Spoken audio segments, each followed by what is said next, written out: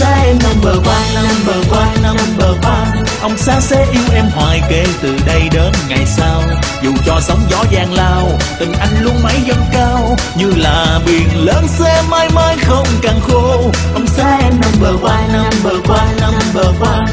Ông xã sẽ luôn chung tình, chỉ mình em chẳng cần ai. Ngày mai đời có đổi thay, tình anh hứa chẳng phôi phai.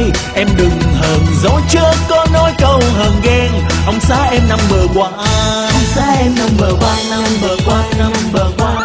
Ông xã sẽ yêu em hoài kể từ đây đến ngày sau. Dù cho sóng gió gian lao, tình anh luôn mãi dâng cao. Như là biển lớn sẽ mãi mãi không càng khô. Ông xã sẽ luôn chung tình, chỉ mình em chẳng cần ai. Ngày mai đời có đổi thay, tình anh hứa chẳng phôi phai.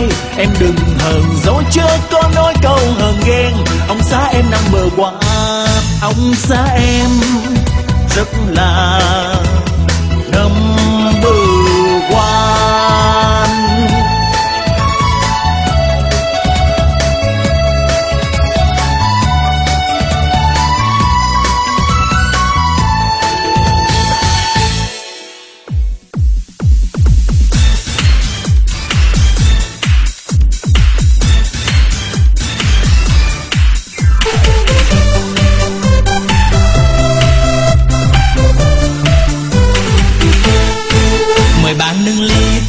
Cùng nâng ly để uống nhâm nhi dài chung rượu nồng.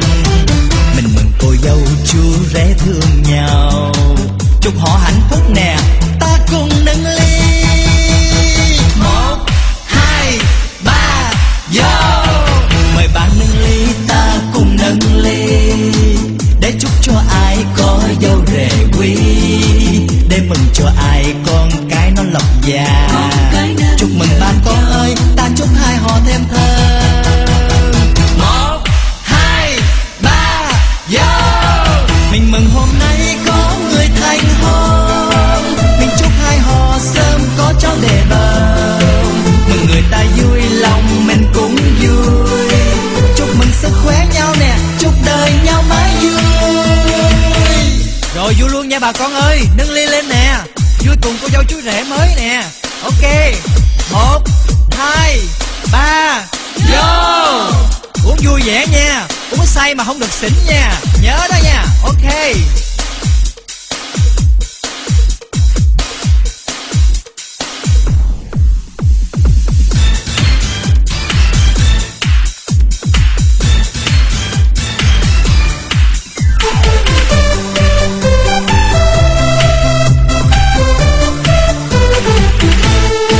Mời bạn nâng ly, ta cùng nâng ly để uống nhâm nhi dài chung rượu nồng.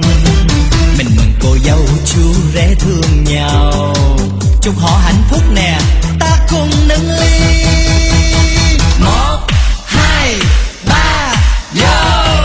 Mời bạn nâng ly, ta cùng nâng ly để chúc cho ai có dâu rể quý, để mừng cho ai con cái nó lộc già. Chúc mừng ba con ơi, ta chúc hai họ thêm thơm. 1, 2, 3, vô. Mình mừng hôm nay có người thành hôn, mình chúc hai họ sớm có cháu để bầu. Mừng người ta vui lòng mình cũng vui, chúc mừng sức khỏe nhau nè, chúc đời nhau mãi vui. Vui luôn nha. Mình mừng hôm nay có người thành hôn, mình chúc hai họ sớm có cháu để bầu. Mừng người ta vui lòng mình cũng vui, chúc mừng sức khỏe nhau nè, chúc đời nhau mãi vui. Rồi vui luôn nha bà con ơi, vô nè. 1, 2, 3, vô.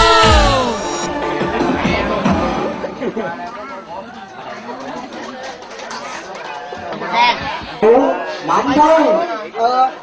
Nhậu nhiều không? Báo gì vậy? Thì chú cũng gặp rồi, báo cáo gì? Thôi nói vậy nè, Gán nhậu tới bên này. Tới. Vậy trong thời gian chờ đợi xin mời mấy bạn mấy em mấy cháu có mời văn nghệ.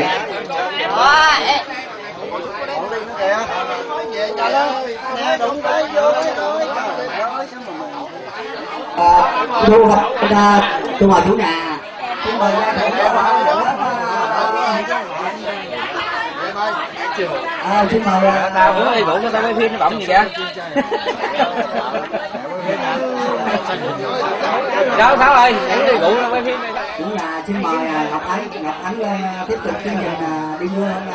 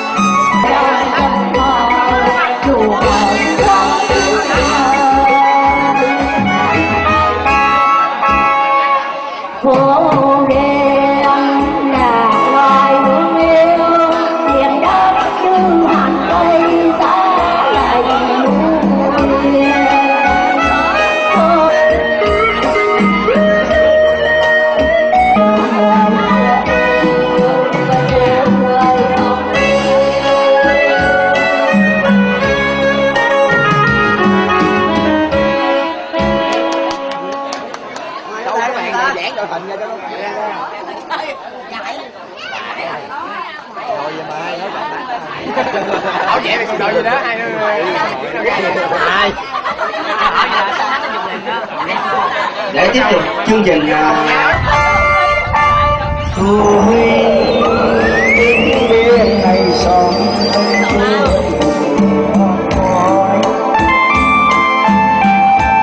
lặng ngồi đây bao năm dài chinh chiến từng lý che hằng tuy có người dân hoa đẹp như trăng sao cưới người xa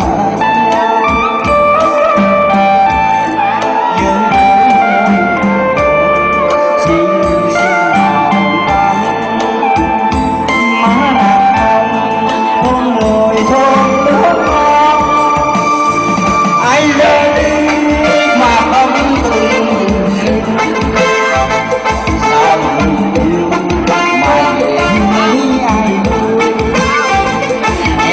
Ghiền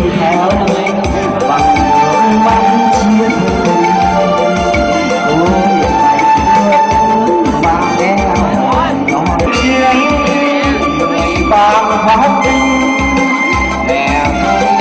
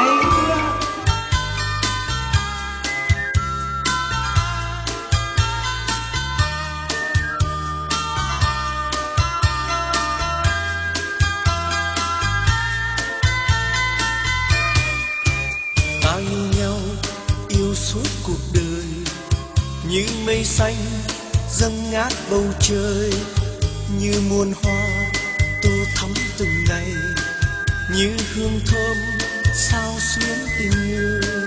Ta đưa nhau vào mê say con đường thơ ấy, tình yêu ngất ngây đắm say bao tháng ngày, đường lên cao như dốc cao tình ái. Ánh nắng ấm chiếu trên đồi, yêu nhau như lửa bừng.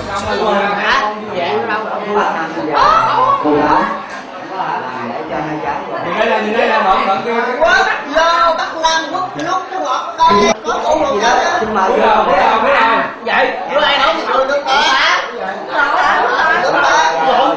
hai cái cúi đầu hai cái cúi đầu mà nãy không có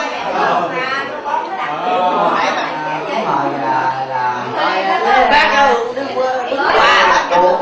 đứng qua cô hai xin mời cô hai cô đây rồi đại diện cô Tư vô hả em nói cháu một ly rượu lễ rồi uống đi trời ơi trời ơi uống rượu đó là uống đó không yên rồi cái kia đâu rồi lấy cái ly cái rượu kia kìa cái này không được đâu đúng rồi đâu ta uống đâu có uống được uống nước rồi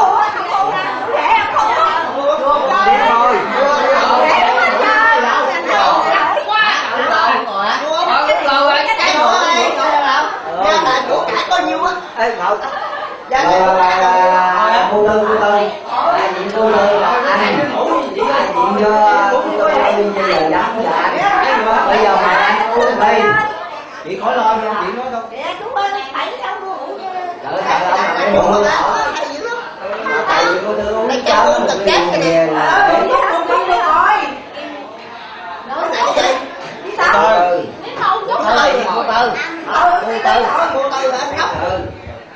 uống đây cạn uống đây uống một nét đi hết bạn uống đi nhỏ đừng cái đi bự bây giờ ba tôi uống với cháu một ly gì tôi không biết anh ta biết tôi uống ly gì sẽ lẹ hả vô quá người ta rồi đi rồi giờ cũng gót chút thôi gót nhiều quá rồi không phải rồi em mạnh lắm hai vụ đó là gót nhiều đó có đâu có bạn cô Tư anh đem cái việc bây giờ cho cháu 500 cái đó phải vụ ngồi thử tôi gót không được có rồi chút tí à vừa rồi uống đó thôi tới thôi lúc này trời đi coi thôi ông mấy uống đâu đâu bỏ đâu khác uống sao mà để mà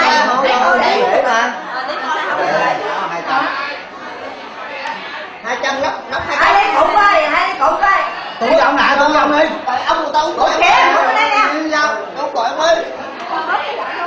em đi cắt đây đi không có mua một chốt thì có nổi nào rồi có cắt không nổi đâu anh chốt đi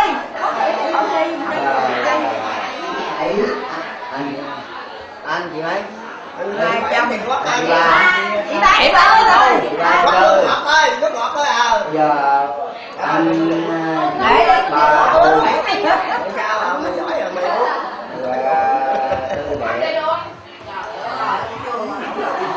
nhiều không mì gì 200 bon không mì á tiếp tục luôn vô nữa nhà còn 2 tiệm 2 tiệm anh 2 tiệm anh Minh Út Minh rồi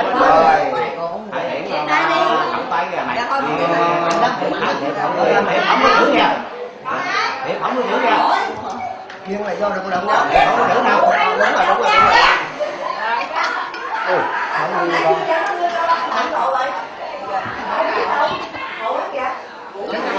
con chị Tư anh lại đưa mày bạn rồi chị Tư chị biết đâu rồi mà chị luôn rồi chị ơi chị bán luôn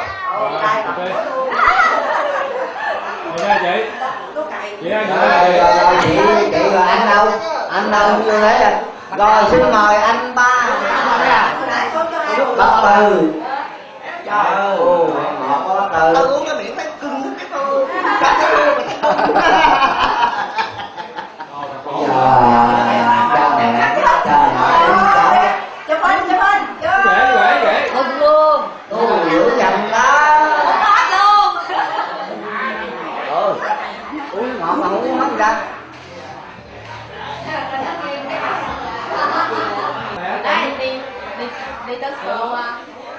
Còn ai nữa không? Rồi cái gửi gì là mà mẹ con với con thì hai người đi chung thiệp luôn. Rồi Đây thì lên đại diện uống một ly rượu lệ. Bác Tư, được rồi vậy, uống ly cho bác Tư. Uống ra là ngồi tôi kêu ra cái một cây đâu đó chịu nghe. Ôi trời, dữ dằn nghe. Tụi em có chứ hút một khóc luôn chứ bộ à.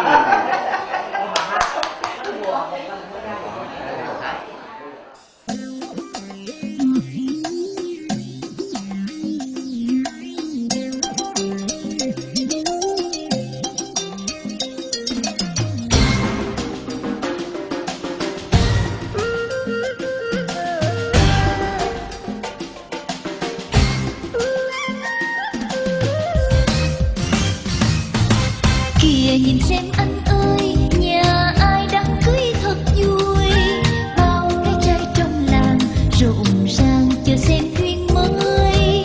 Đám sức dâu về làng họ hàng mừng vui ra đón, cô dâu xinh tuyệt vời trong chiếc áo dài Việt Nam. Kìa nhìn xem anh ơi, ngoài kia đám cưới thật vui, bao trái tim rộn ràng rạo rực tình